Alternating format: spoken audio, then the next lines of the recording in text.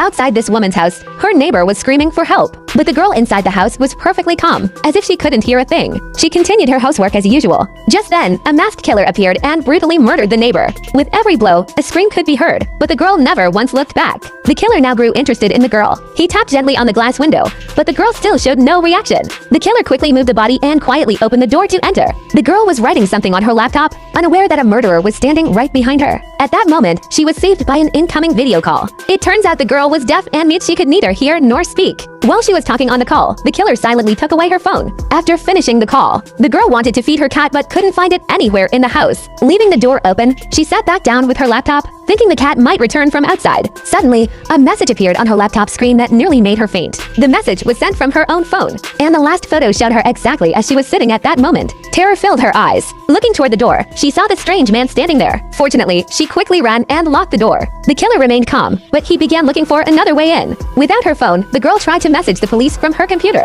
but the killer had already cut the power and punctured her car tires. The girl didn't give up. She wrote a message to the killer on the glass, saying she hadn't seen his face and wouldn't tell anyone if he left. In response, the killer took off his mask, making his intentions clear. He wouldn't leave her alive. However, the killer was in no hurry. He seemed to enjoy the cat and mouse game. The girl grabbed two weapons from the kitchen, went to the bedroom, locked the door, and kept an eye on the window. The killer then began a new form of cruelty. He picked up the neighbor's severed hand and repeatedly tapped it against the window. The girl panicked. Suddenly, she remembered that the neighbor always kept a phone in her pocket. If she could somehow distract the killer, she might be able to get the phone. She used her car keys to set off the car alarm. The killer ran toward the sound. The girl immediately opened the window and started searching the body for the phone, but the killer grew suspicious and returned instantly. Though she tried to close the window, the killer grabbed it. Now, a fierce struggle over the window began between them. Would you like me to provide a summary of this story, or perhaps translate it into another language?